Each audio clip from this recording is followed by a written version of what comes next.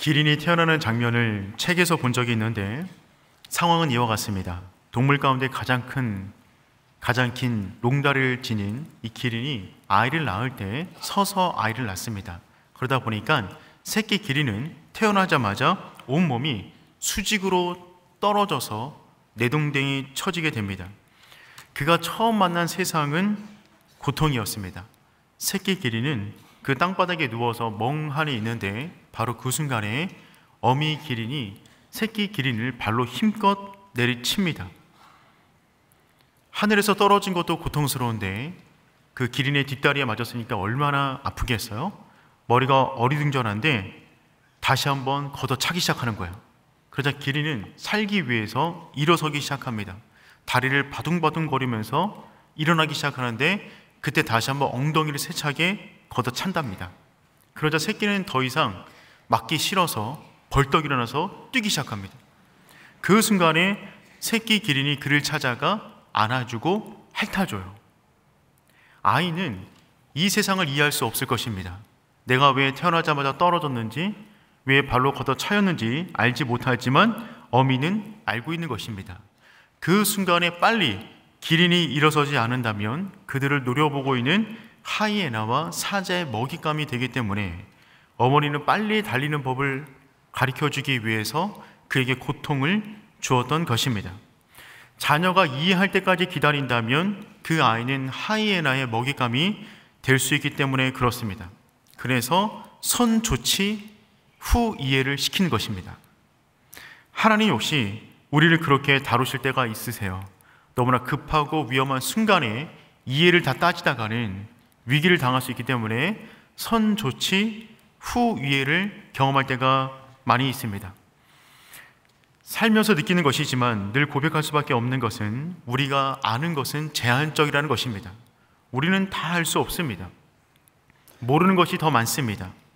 함께 살아가는 배우자도 잘 모르겠고 내 배로 낳은 자녀는 날마다 새롭고 심각한 것은 나도 나를 모르겠습니다.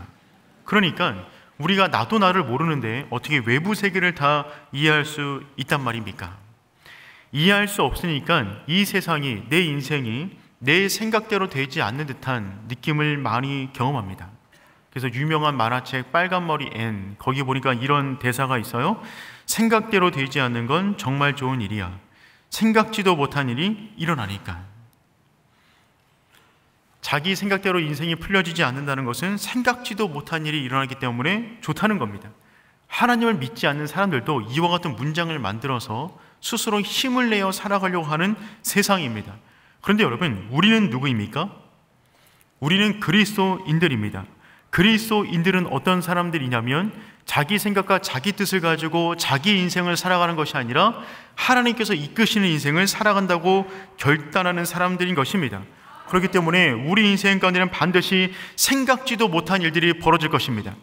생각지도 못한 일이 벌어진다는 것은 무슨 얘기냐면 우리 생각보다 더 큰 하나님의 놀라운 일들이 우리 인생 가운데 펼쳐진다는 것입니다. 생각지도 못한 일을 만나게 되면 우리의 생각의 지도가 바뀌게 됩니다. 우리가 그렸던 세상이 아닌 새로운 지도를 만나게 되면서 나의 세상을 건너뛰어 하나님의 나라를 들어가는, 하나님의 나라를 어떻게 살아가는 그 지도를 만나게 된다는 것이죠. 그러니 여러분, 생각지도 못한 일을 만나는 오륜의 성도 되기를 축복합니다. 우리는 다 알 수 없어요. 하지만 전부를 신뢰할 수 있습니다. 생각지도 못한 일이 벌어져도 하나님을 신뢰하는 데는 아무 문제가 없습니다. 우리는 제한적이지만 모든 것을 아시는 그분께서 선조치 후 이해, 놀라운 감사, 그와 같은 인생으로 우리를 이끄실 줄 믿습니다.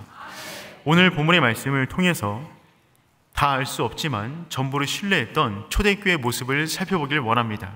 첫 번째, 본문의 강조점은 무엇이냐면 하나님의 응답을 다 알 수 없으나 하나님의 응답을 확신한다는 것입니다.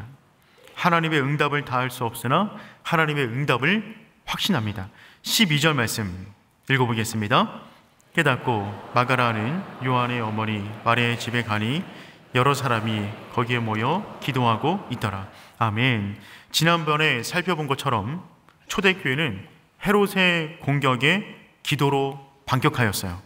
교회는 베드로를 감옥에서 빼내기 위해서 정치적으로 로비하지 않았습니다.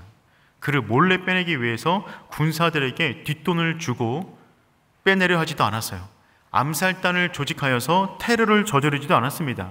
몇만 명이나 되었던 성도들이 길거리에 나가서 현수막을 들고 거리 행진을 하지도 않았습니다. 그 순간에 교회는 뭐 했냐면 무릎으로 승부했어요. 처음부터 기도였고 끝까지 기도였습니다. 기도가 칼이고 기도가 방패였어요. 여러분, 초대교회는 이 확신이 있었습니다. 고난 가운데 가장 중요한 것은 무엇이냐면 그 고난을 분석하는 것이 아닙니다. 나에게 다가온 고난의 원인이 무엇인지 육하 원칙에 따라서 아무리 명확하게 분석을 한다 하더라도 그 문제에서 벗어날 수가 없는 거예요. 우리 인생을 묶고 있는 쇠사슬이 있는데 그 쇠사슬을 풀기 위해서 중요한 것은 수많은 열쇠가 필요한 것이 아닙니다. 묶고 있는 쇠사슬을 풀기 위해서 가장 중요한 것은 수많은 열쇠가 아니라 그곳에 딱 맞는 키 하나만 되는 거예요. 그 키가 무엇이냐면 기도입니다.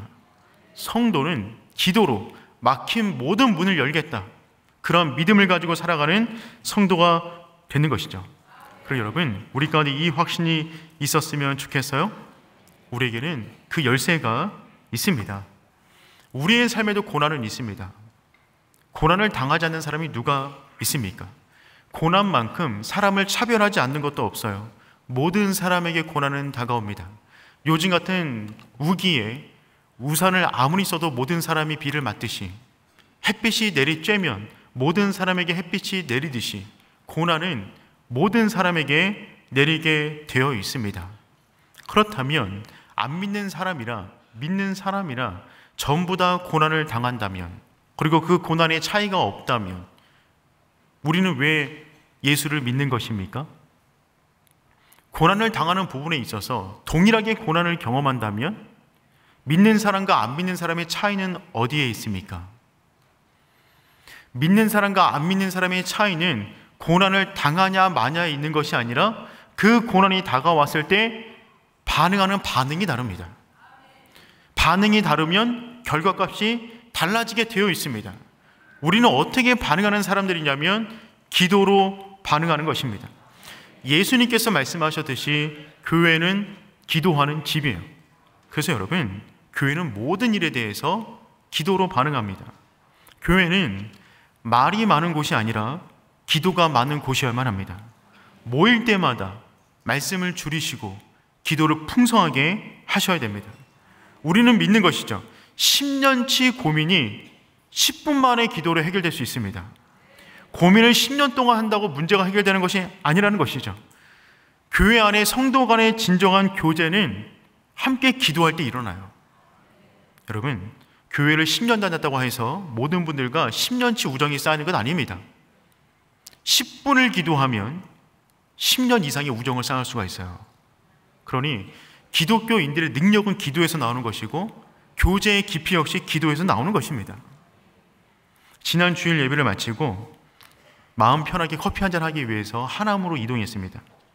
한 카페에 들어갔는데 저 멀리서 보니까 카페에 중년의 남성 10분 정도가 모여서 너무 다정한 모습으로 커피를 드시고 계시더라고요. 정말 낯선 모습이었어요. 근데 그 카페 안에 들어갔거든요. 근데 그분들이 전부 다 벌떡 일어나신 것입니다. 알고 보니까 저희 교회 순모임하고 계셨어요. 카페 안에서 중년의 남성 10분 정도가 아메리카노, 마키아토 시키셔서 너무 다정하게 대화를 하고 계셨더라고요. 너무 반가웠습니다. 그리고 인사를 드리고 피해드리기 위해서 2층으로 올라갔어요.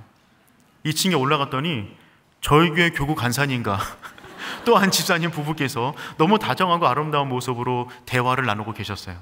인사를 잠깐 나누고 앉을 자리가 없어서 다시 밑으로 내려와서 1층에 있는 구석으로 가서 앉으려고 이게 내려왔는데, 그때 갑자기 이제 앉아 계셨던 10분께서 일어나시더라고요. 그리고 갑자기 오셔가지고 기도를 부탁하셨어요. 그 카페 되게 아름다운 곳이었거든요. 갑자기 기도를 부탁하셨는데, 그 순간에 우리가 하나구나 는 것을 느꼈어요. 그렇지, 우리는 그런 사람들이지. 우리는 서로 기도하는 사람들이구나. 정말 잠깐 앉아서 잠시 대화를 나누고 잠깐 기도했습니다. 그 순간에 정말 뜨거움을 느꼈어요. 우린 이런 사람들이구나. 만나면 서로 여러 가지 말을 하기보다는 서로 그리스도의 이름으로 함께 기도해주고 함께 믿음의 길을 걸어가는 사람인 것이죠. 여러분, 교회는 그런 곳입니다. 초대교회는 그런 공동체였어요. 야고보가 죽임을 당하는 순간에 교회는 기도하고 있었습니다. 베드로가 감옥에 갇혀있는 그 순간에 교회는 간절하게 기도하고 있었어요. 그런데 그 순간에 정말 재미있는 사건 하나가 벌어졌습니다. 베드로가 지금 주의 사자의 도우심에 의해서 감옥에서 탈출하여서 마가의 어머니 집 앞에 서 있습니다. 문을 아무리 두드려도 안에서 사람들이 문을 열어주지 않았어요. 왜냐하면 안에서 사람들이 모여갖고 성도들이 모여가지고 정말 뜨겁게 베드로를 위해서 기도하고 있었거든요. 베드로를 위해서 너무 뜨겁게 기도한 나머지 밖에서 아무리 문을 두드려도 소리를 못 듣는 겁니다. 그 가운데 로데라는 여자아이가 그 소리를 듣고 문으로 달려가 보니까 베드로가 와 있는 거예요. 너무 깜짝 놀란 나머지 정신이 없어서 문도 안 열어주고 안으로 다시 뛰어들어가서 베드로가 살아왔다! 라고 소식을 전했습니다. 그 소식을 듣던 사람들이 기도하다가 눈이 동그래져가지고 할렐루야! 하나님께서 기도에 응답해 주셨다! 라고 말하는 것이 아니라 너 미쳤구나. 너 제정신이 아니구나. 라고 말을 하는 것입니다. 우리 15절 말씀 읽어보겠습니다. 그들이 말하되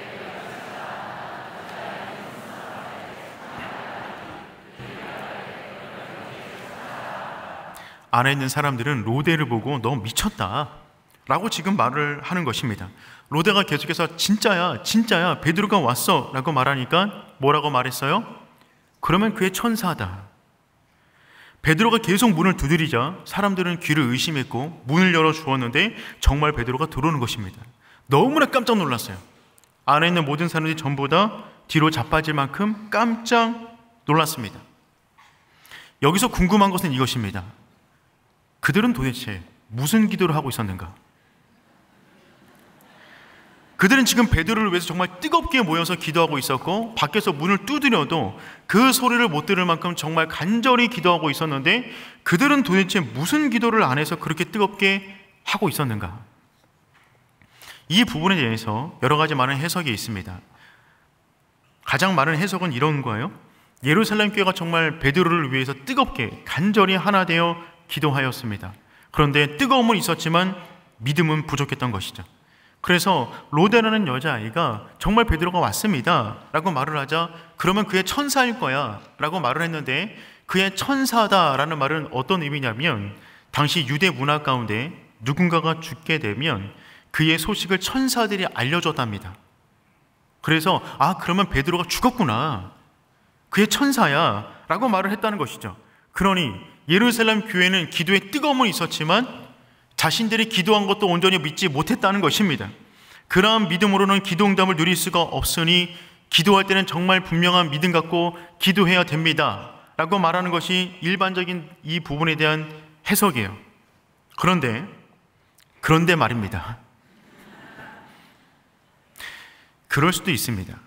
물론 기도할 때는 응답에 대한 확신을 가지고 기도하셔야만 합니다. 하지만 이 본문 가운데 우리는 한 가지 주목해야 될 부분들이 있어요. 초대교회가 어떤 기도를 드렸는지 그 내용은 나타나 있지 않아요. 하지만 유추해 볼 수가 있습니다. 왜냐하면 이 사건은 이와 같은 사건은 한 번 있었던 일이 아닙니다. 앞전에 2번이나 있었습니다. 베드로가 감옥에 갇히는 그 순간 어떤 기도를 했는가에 대한 그림은 앞전에 이번이 2번이 나와 있고 2번의 기도가 동일한 기도 내용이에요. 그렇다면 3번째 기도도 동일한 기도 내용일 것입니다. 그렇기 때문에 앞에 어떤 기도를 했는가를 살펴보는 것이 중요합니다. 한번 살펴보겠습니다. 첫 번째, 베드로가 감옥에 갇혔을 때 사내들인 공의회는 더 이상 예수의 이름으로 복음을 전하지 말라고 협박합니다. 이때 베드로는 그들에게 이렇게 당당하게 말을 했어요. 사도행전 4장 19절 20절 말씀입니다. 베드로와 요한이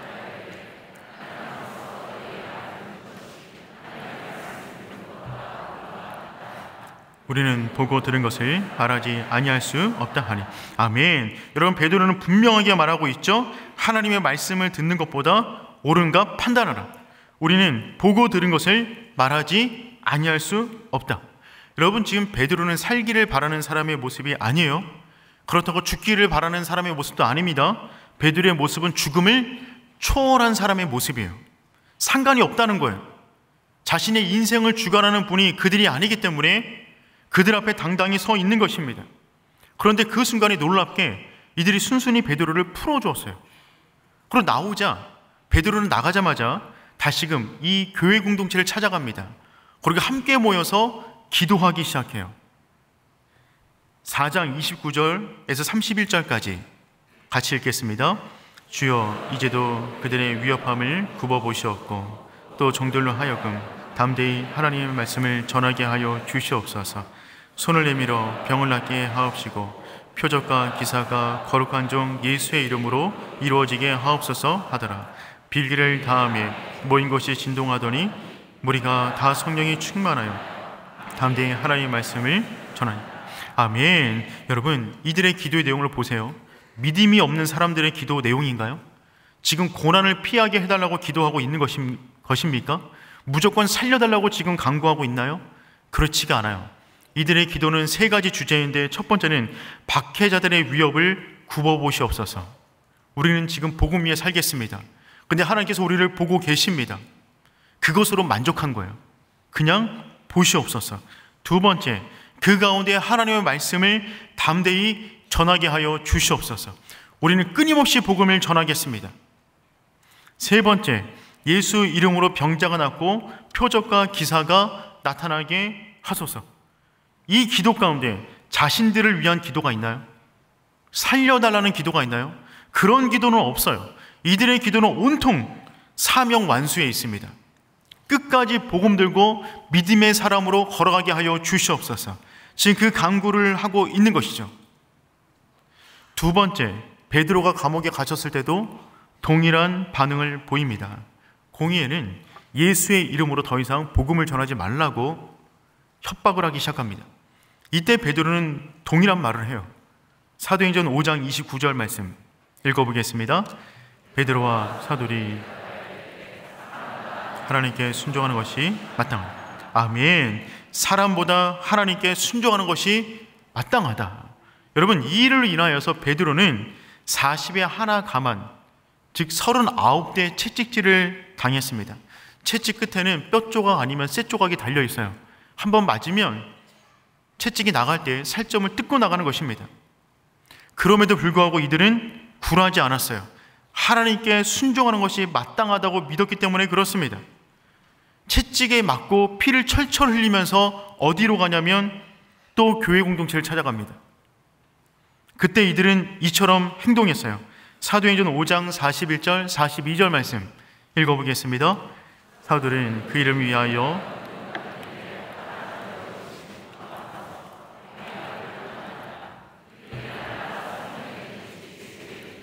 예수는 그리스도라고 가르치기와 전도하기를 그치지 아니하니라. 아멘. 베드로와 요한은 예수님을 전하다가 채찍을 39대나 맞았습니다. 그 채찍에 맞고 죽은 사람이 정말 많았어요. 하지만 그럼에도 불구하고 그들은 붕대를 감고 나가서 뭐 하냐면 예수의 이름을 전하기 시작합니다. 그들에게는 육체적 큰 고통이 있었지만 내적으로 큰 기쁨 가운데 있었어요. 그 이름을 위하여 능력받는 일에 합당한 자로 여기심을 기뻐하는 기쁨이 그들 가운데 충만했다는 것입니다. 그래서 그들은 그 기쁨을 안고 육체가 고통스럽지만 만나는 사람들에게 성전이든 집이든 예수를 전하기 시작합니다. 여러분 보세요. 베드로와 초대교회는 죽기를 각오한 사람들이었어요. 아니, 이들은 정확히 말씀드리면 한번 죽었던 자들입니다. 예수님의 나를 위해서 십자가를 지실 때 그들 역시 믿음으로 십자가에 달렸어요. 예수로 죽고 예수로 살아났어요. 그러니 이들은 한번 죽었다가 다시 살아난 경험이 있는 사람이기 때문에 더 이상 이들을 죽음 가죽으로 흔들 수가 없는 거예요. 다시 한번 죽었다가 살아난 사람들을 흔들 때 더 이상 그들을 죽음 가죽으로 흔들 수가 없는 것입니다. 여러분 만약에 지금부터 여러분 인생을 다시 10년 전으로 돌린다면 상상만으로 기쁘시죠? 10년 전으로 돌리신다면 어떻게 사시겠어요? 지금처럼 똑같이 사시겠습니까? 저는 그렇게 안 살 겁니다. 저는 더 열심히 살 것 같아요. 근데 여러분, 죽었다가 다시 살아나면 어떻게 살까요? 이전과 똑같은 삶을 사시겠습니까? 아니죠. 그러니 여러분, 이들의 기도가 달랐던 것은, 이들의 믿음이 달랐던 것은, 이들의 인생이 달랐던 것은 다른 것에 있지 않아요. 내가 예수로 죽고 예수로 살아났다는 그 믿음이 있었기 때문에 다른 반응을 보일 수가 있었던 것입니다. 더군다나 여러분, 베드로는 이미 자신이 어떻게 죽는지 예수님을 통해서 예언받았어요. 부활하신 예수님께서 베드로를 찾아오셔서 물고기를 먹이신 다음에 그의 죽음에 대해서 말씀하셨습니다. 요한복음 21장 18절과 19절 말씀, 우리 한번 읽어보겠습니다. 늙어서는 내 팔을 벌리리니 남이 내게 띠띠우고 원하지 아니하는 곳으로 데려가리라. 이 말씀을 하시면 베드로가 어떠한 죽음으로 하나님께 영광 돌릴 것을 가리키심이로라. 아멘. 여러분, 예수님께서 베드로에게 말씀하셨어요. 내 팔을 벌리고 남이 내게 띠를 띠우고 원하지 않는 곳으로 데려가리라. 즉 쇠사슬에 묶여서 감옥과 현장 가운데 끌려간다는 거예요. 이렇게 말씀하시면 베드로가 어떤 죽음으로 하나님께 영광을 돌릴 것을, 그러니까 그의 죽음을 통하여 가장 극적인 영광을 하나님께 돌릴 수 있다는 것입니다.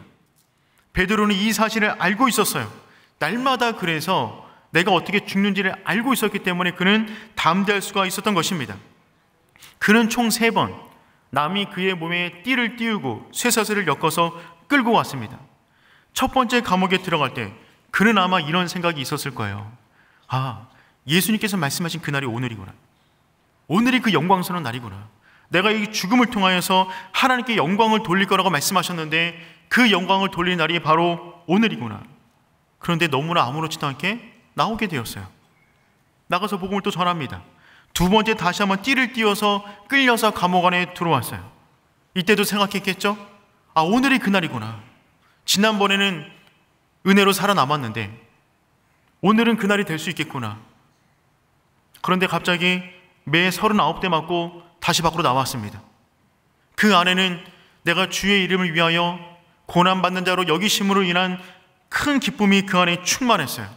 그런데 두 번째 나왔을 때 조금 지나서 교회 공동체 가운데 어려움이 생겼어요. 사랑하는 스데반 집사가 먼저 순교하게 되는 일이 벌어졌던 것입니다. 그는 순교하는 그 순간에 열린 하늘문을 보게 됩니다. 그 순간에 자신을 맞이하기 위해서 서 계시는 예수 그리스도를 보게 되는 것이죠. 사람들은 돌을 던지지만 스데반은 열린 하늘을 바라보고 있었기 때문에 그는 웃으면서 그의 모습이 천사처럼 마지막 주의 품에 안기게 돼요. 그 모습을 바라봤던 베드로는 어떤 마음이 있었을까요?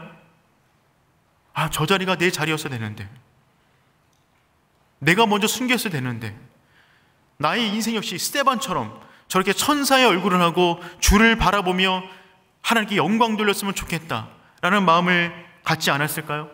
그러다가 얼마 안 있다가 정말 사랑하는 동료 사도 야고보가 끌려갔습니다. 그런데 그는 죽임을 당했어요. 그 순간에 베드로는 또 어떤 마음이 들었을까요? 주님께서 내가 끌려가서 죽을 거라고 말씀하셨는데 베드로도 같은 운명이었구나. 하나님이 그 영혼을 받으셨구나. 이제 세 번째 베드로가 감옥에 끌려갔습니다. 이때 베드로는 어떤 마음이었을까요? 첫 번째, 두 번째 끌려갈 때는 그 전에 아무도 죽은 사람이 없었어요. 하지만 세 번째 들어오기 직전에 스데반이 돌맞아 죽었고 야고보가 못배임 당해서 죽었습니다. 그리고 베드로가 세 번째 끌려갔어요. 베드로의 인생까지 3-4번이 있잖아요. 이번은 진짜구나, 끝났구나.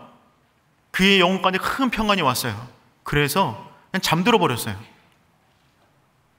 이 순간에 교회 공동체는 어떤 기도를 했을까요? 그들은 앞전과 똑같은 기도를 했을 것입니다. 살려달라는 기도가 아니라 이런 기도를 했겠죠. 보고 들은 것을 담대히 말하게 하여 주시옵소서. 사람에게 순종하는 것이 아니라 하나님께 순종하는 베드로 되게 하여 주시옵소서. 밖의 자들의 위협을 굽어 보시옵소서. 하나님의 말씀을 담대히 전하게 하여 주시옵소서. 그 이름을 위하여 능력받는 일에 합당한 자로 여기심을 기뻐하게 하여 주시옵소서. 최후 승리 얻게 하여 주시옵소서. 그 전에 있었던 첫 번째, 두 번째 똑같은 기도를 이들은 세 번째도 드렸을 것입니다. 그래서 이들은 지금 모여서 도망치지 않고 기도하고 있는 거예요. 이들의 기도는 베드로를 위한 기도이자 자신들을 위한 기도입니다. 우리 역시 그와 같은 믿음의 길을 걸어가겠습니다. 최우순이 얻게 하여 주시옵소서. 그러니 그 순간에 갑자기 로데가 베드로가 왔다, 그러니까 천사다라고 말한 말은 무슨 말이냐면, 우리의 기도처럼 베드로가 주의 품에 영광스럽게 안겼구나. 그는 끝까지 믿음을 지켰구나. 스테반처럼 웃는 얼굴로 주를 맞이했구나 라고 하는 표현이 그의 천사다 라고 하는 표현이 되는 것이죠. 그런데 천사가 아니라 베드로가 떡하니 등장하게 된 것입니다. 성도들은 놀랄 수밖에 없었죠. 이때 놀라움은 어떤 놀라움입니까? 기도 응답에 대한 확신이 없어서 놀란 것이 아니라 상상할 수도 없는 하나님의 응답에 놀란 것입니다. 여러분, 그래서 우리 인생 가운데 중요한 것은 무엇이냐면, 내가 생각한 대로, 내가 기도한 대로 인생이 풀리는 것이 중요한 것이 아니라 하나님이 내 인생 가운데 베풀어 주신 그 기도 응답을 붙잡고 살아가는 저와 여러분 되기를 축복합니다. 생각하지도 못한 기도 응답이 왔다는 말은 무슨 말이냐면, 내 생각을 뛰어넘는 하나님의 큰 역사가 이제부터 벌어진다는 것입니다. 초대교회는 그것 때문에 놀란 거예요. 이번에도 아니었구나. 하나님이 도대체 베드로를 어떻게 크게 쓰시기 원하는 마음이 있기에 이번에도 살려주셨구나. 그에게 또 다른 사명이 있구나. 그것 때문에 놀랐다는 것입니다. 여러분, 우리는 하나님을 다 알 수 없어요. 이해할 수 없어요. 하지만 그분의 전부를 신뢰합니다. 우리의 이해와 상관없어요. 우리의 이해는 부족합니다. 나도 나를 몰라요. 하나님은 어떻게 알겠어요? 하지만 분명하게 아는 것이 있어요. 그분은 선하시고, 그분은 능력이 많으시고, 그분은 항상 우리 가운데 가장 선한 것으로 응답해 주신다는 것입니다. 그 믿음을 가지고 오늘 하루도 살아가는 오륜의 성도 되기를 축복합니다. 두 번째, 오늘 본문이 강조하는 바는 무엇이냐면, 세상의 일을 다 할 수 없으나 하나님의 다스림을 확신한다는 것입니다. 세상의 일을 다 할 수 없으나 하나님의 다스림을 확신합니다. 우리 17절 말씀 함께 읽어보겠습니다. 베드로가 그들에게 손짓하여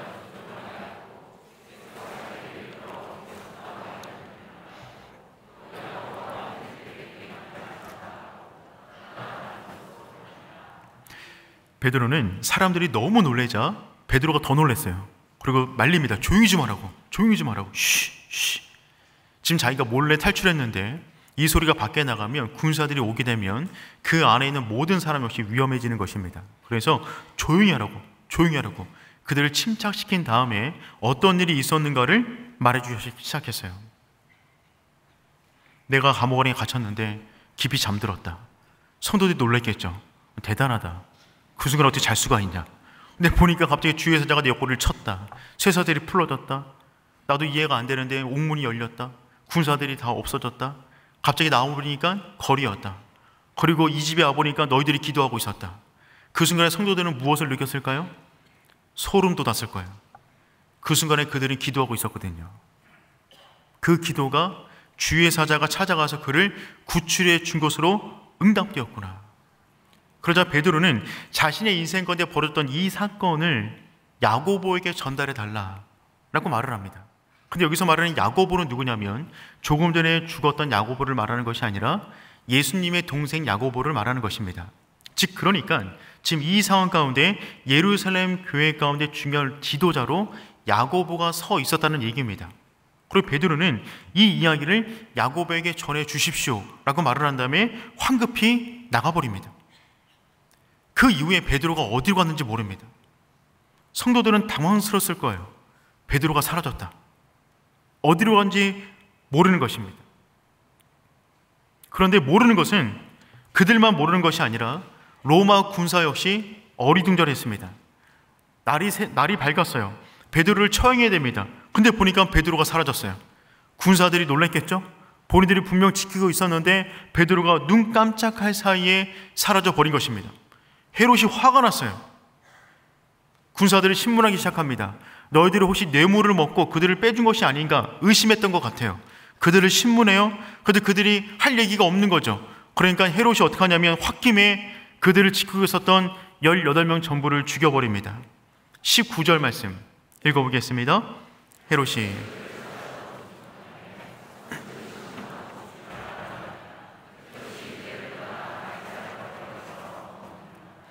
이것이 인간입니다.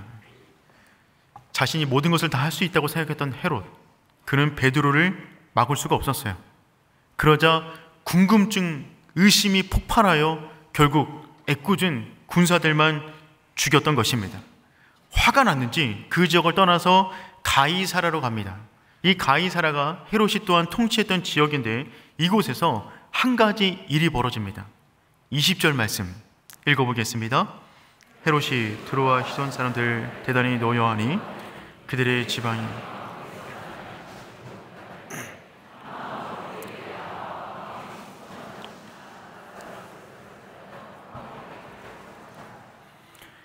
헤롯이 가이사랴로 가는데 가이사랴에 도착하자 두로와 시돈 사람들이 헤롯을 찾아왔습니다. 왜냐하면 그들이 가이사랴에서 나는 음식을 제공받았는데 헤롯이 그들에게 음식을 주지 않는 거예요. 헤롯은 그들을 굉장히 싫어했습니다. 그러자 이들은 더 이상 먹을 것이 없으니까 로비를 하기 시작합니다. 그래서 그의 밑에 있었던 블라스도에게 돈을 주어서 만남을 주선하게 돼요. 그런데 헤롯은 그 돈을 받았는지는 모르겠지만 어쨌든 그 일이 계기가 되어서 그들 앞에서 연설하기 시작합니다. 역사적인 자료에 의하면 헤롯은 기질이 사납고 달변가였습니다. 그에게는 카리스마적인 연설의 능력이 있었다고 합니다. 그래서 그가 연설하기 시작하자 사람들은 그 연설을 듣자 어떻게 환호했냐면 이것은 신의 소리다. 어떻게 이렇게 말할 수 있는가? 라며 그를 환호하기 시작합니다. 22절 말씀 읽어볼게요. 백성들이 크게 부르되 이것은 신의 소리요 사람의 소리가 아니라 하거늘. 1세기 역사자 요세푸스의 글에 의하면 이 당시 헤롯은 은으로 된 옷을 입고 있었대요. 그리고 햇빛이 강렬하게 쬐다 보니까 그 모습을 비춰서 보던 사람들의 눈이 부셨던 것입니다. 눈은 부시고 있는데 그 사람은 뭔가 뿌옇게 보이고 그가 웅변을 너무 잘하니까 사람들이 그 모습을 듣자 이것은 신의 소리다 라며 그를 환호성하기 시작했습니다. 그 순간에 헤롯의 마음이 어땠을까요? 그의 모습은 빛나고 있어요. 사람들은 신이라고 환호성 치고 있어요. 자신은 누군가를 죽일 수도 있고 식량을 줄 수도 있고 안 줄 수도 있는 막대한 권력을 가지고 있었던 사람입니다. 그는 자아도취되어 있어요. 한껏 자아가 부풀어져 있어서 팽창된 자아를 가지고 그날 밤에 잠들려고 하는데 벌레 하나에 물려 죽습니다. 23절 말씀 읽어보겠습니다. 헤롯이 영광을 하나님께 돌리지 아니하므로 친히 벌레에 먹혀 죽으니라. 아멘. 여러분, 이것이 인생입니다. 얼마나 초라합니까? 신이나 된 것처럼 팽창된 자 헤롯은 벌레 하나 물려서 죽게 돼요. 하나님이 벌레를 통하여 헤롯을 친 것입니다. 우리가 이 땅을 살아가면서 모르는 것이 진짜 많은데 정말 모르는 것은 무엇이냐면 우리의 죽음이에요. 우리가 어떻게 죽을지 몰라요. 하나님이 아십니다. 그분이 이끄세요. 그러니 여러분, 우리는 이 사실 앞에 겸손할 수밖에 없습니다. 우리의 고백은 이것이죠. 우리는 세상의 일을 다 알지 못하지만 하나님의 다스림을 믿습니다. 주의 사자가 헤롯을 치다 라고 할 때 이 치다 라는 단어는 베드로가 감옥에 있었을 때 잠든 베드로를 깨울 때 주의 천사가 쳤는데 그 단어와 똑같은 치다예요. 즉 베드로가 잠들 때 주의 손이 베드로를 쳐서 깨웠어요. 동일한 손이 헤롯을 칠 때는 그를 영원토록 잠들게 만든 것입니다. 같은 손인데 성도를 만질 때는 살리는 손이 되는 것이고 적들을 만질 때는 죽이는 손이 되는 것입니다. 스스로 신이라고 불렸던 사람이지만 진짜 만왕의 왕 신 대신 그분이 보낸 벌레 한 마리에 주저앉은 것이 인간이라는 것이죠. 그러니 여러분, 우리는 이 사실 앞에 겸손해야만 하는 것입니다. 결국 우리는 벌레 하나도 감당하지 못해요. 애굽이 어떻게 무너졌어요? 그 강대국 애굽 역시 피, 파리, 악질, 독종, 우박, 메뚜기에 의해서 무너졌습니다. 하나님이 헤롯을 무너뜨리는 데는 군사를 일으킬 필요도 없어요. 정치를 뒤잡을 필요도 없어요. 벌레 하나만 던져도, 벌레가 아니어도 하나님은 모든 것의 주권자가 되십니다. 그러니 여러분, 우리의 인생의 마지막 결론, 또한 오늘 본문의 결론, 그것은 무엇이냐면 오직 말씀만이 영원하다는 것입니다. 24절 말씀 함께 읽어보겠습니다. 하나님의 말씀은 아멘. 하나님의 말씀은 흥왕하여 더하더라. 헤롯의 자화자찬하던 이야기가 소멸되었어요. 헤롯을 향한 사람들의 환호성 치던 군중의 소리도 사라졌습니다. 그 순간에 모든 인간의 소리가 소멸되는 그 순간에 한 가지 소리만이 흥왕하기 시작해요. 하나님의 말씀만이 흥왕합니다. 그런 여러분, 이 땅의 모든 소리는 불확실해요. 어떤 소리가 확실할 수 있을까요? 뉴스에서 나오는 소리요? 인터넷에서 본 소리요? 누군가에게 들은 소리요? 내 안에서 나온 소리요? 아니에요. 오직 말씀의 소리만이 영원한 줄 믿습니다. 그런 여러분, 우리가 불완전하지만 스스로 흥왕하는 그 말씀을 붙잡을 때 우리의 인생 역시 그 말씀과 함께 흥왕하여져 되는 줄 믿습니다. 야고보는 옥에 갇혔어요. 교회는 기도했어요. 하지만 그는 순교했습니다. 베드로가 옥에 갇혔어요. 교회는 기도했어요. 그런데 베드로는 살아났어요. 왜 야고보는 죽어야 되고 베드로는 살아난 것입니까? 우리는 알지 못합니다. 베드로는 이때 떠나서 어디로 간 것입니까? 우리는 알지 못합니다. 헤롯은 그렇게 위대한 신처럼 보였는데 어떻게 하룻밤 만에 죽게 된 것입니까? 우리는 모릅니다. 그럼 이 세상은 어디로 흘러간단 말입니까? 우리는 몰라요. 하지만 몰라도 상관없어요. 우리가 아는 분명한 한 가지 사실이 있습니다. 우리는 다 모르지만 하나님은 모든 것을 아시고 주관하십니다. 그렇기 때문에 이해를 구하는 것이 아니라 믿음을 구하셔야 돼요. 하나님, 내 인생, 이 세상을 향한 이해보다 주님을 향한 믿음을 나에게 더하여 주시옵소서.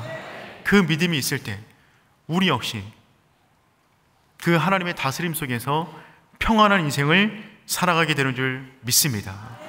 여러분 기억하세요. 생각지도 못한 일이 벌어질 것입니다. 당황하지 마세요. 두려워하지 마세요. 생각지도 못한 일이 벌어진 것은 생각지도 못한 하나님의 일이 펼쳐질 거란 이야기입니다. 그 순간에 믿음으로 반응하는 우리의 성도 되기를 축복합니다. 우리 함께 찬양하겠습니다. 나의 기도하는 것보다 더욱 응답하실 하나님, 나의 생각하는 것보다 나의 생각하는 것보다 더욱 이루시는 하나님, 더욱 이루시는 하나님, 우리 가운데 역사하신 능력대로 우리들의 간구함을 넘치도록 능히 하신 주님께 모든 영광과 존귀 찬양과 경배를 돌릴지어다.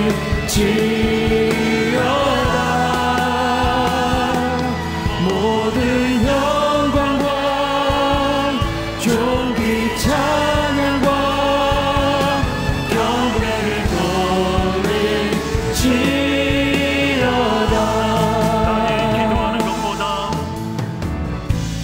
나의 기도하는 것보다 더욱 응답하십니다.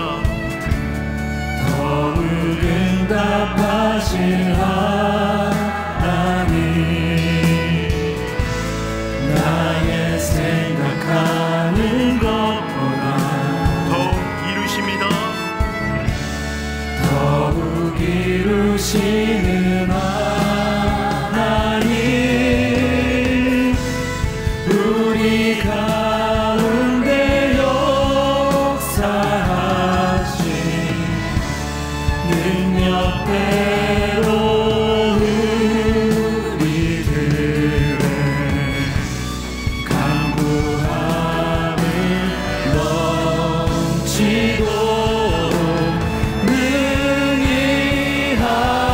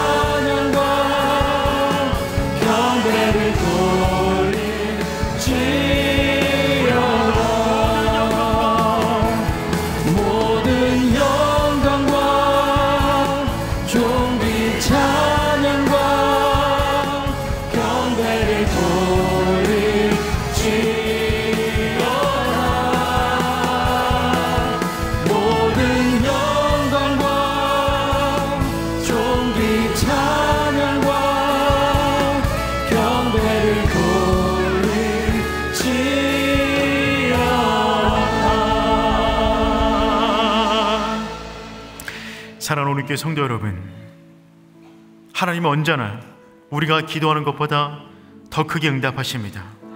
우린 다 알지 못합니다. 하지만 괜찮아요. 하나님이 우리 인생을 붙잡고 계십니다. 여러분, 어떤 간구함으로 지금 요즘 하나님 앞에 나오고 계십니까? 여러분, 믿으시길 바라요. 생각지도 못한 일이 벌어질 것입니다. 그것을 처음 맞닥뜨렸을 때 당황스러울 수 있어요. 이게 아닌데 의심이 들 수 있어요. 하지만 여러분, 의심하지 마세요. 우리 인생의 답을 몰라요. 그분만이 아세요. 그분이 주신 것이 가장 선하고 아름답고 복되게 하는 답인 줄 믿습니다. 그러니 여러분, 의심하지 마시길 축복합니다. 다 알 수 없지만 전부를 신뢰할 수 있습니다. 하나님은 언제나 응답하십니다. 세상의 모든 권력, 그 웅장해 보이는 그 힘도 하나님이 보내신 벌레 한 마리에 쓰러지는 거예요. 근데 여러분, 하나님이 우리를 벌레로 치는 것이 아니라 주의 손으로 붙잡고 계십니다. 주의 손 안에 있는 우리를 누가 건들 수가 있겠습니까? 우리 간절히 한번 기도하도록 하겠습니다. 내 인생 붙잡아 주시옵소서. 다 알지 못하지만 전부를 신뢰하는 믿음 더하여 주시옵소서. 이해가 아닌 믿음을 더하여 주시옵소서. 우리 믿음이 주의 이름 한번 부르고 기도합니다. 주여. 하나님 아버지, 기도하며 나아갑니다. 아버지, 은혜를 더하여 주시옵소서. 하나님, 다 알지 못합니다. 하지만 전부를 의지합니다. 주님을 신뢰합니다. 그것이면 충분합니다. 주의 손을 붙잡고 있습니다. 아버지, 넘어지지 않게 하여 주시옵소서. 좌절하지 않게 하여 주시옵소서. 세상 일을 다 알지 못하지만 모든 것을 다시신 하나님, 그 하나님의 가슴까지 우리가 있습니다. 아버지, 믿음으로 나아갑니다. 모든 걸음걸음마다 인도하여 주시옵소서. 주 영광을 함께하여 주시옵소서. 하나님, 나와 함께하신 하나님, 나의 인생을 주이신 하나님, 지금도 역사하신 하나님, 언제나 놀랍게 인도하시는 하나님, 그 하나님이 나의 하나님 되십니다. 모든 관광을 넘쳐 하나님께 영광 돌리는 나의 생활이 될 수 있도록 주연절에 인도하여 주시소. 나의 삶을 붙잡아 주시고 주연절에 인도하여 주시옵소서. 감사합니다. 주님, 하나님 감사합니다. 우리의 모든 인생이 하나님의 손 안에 있는 줄 믿습니다. 하나님, 어려운 일을 당할 때, 눈물 날 일 만날 때 이해를 구하는 것이 아니라 믿음을 구합니다. 우리 가운데 믿음을 더하여 주시옵소서. 우리는 다 알지 못하지만 전부를 신뢰합니다. 하나님, 하나님만이 우리 인생을 붙잡으시는 능력의 손이 되시며 우리 인생을 묶고 있는 수많은 자물쇠를 열 수 있는 유일한 열쇠가 하나님임을 믿습니다. 이 믿음 가지고 이번 한 주간도 하나님의 사람답게 당당하게 믿음으로 걸어가는 오른의 성도 되게 하여 주시옵소서. 이제는 우리 주 예수 그리스도의 은혜와 하나님 아버지 크신 사랑과 성령의 인도하심이 다 알 수 없으나 전부를 신뢰하는 믿음을 가지고 믿음으로 걸어가는 오른의 모든 성도 머리 위에 이제로부터 영까지 항상 함께 있기를 간절히 축원하옵나이다. 아멘.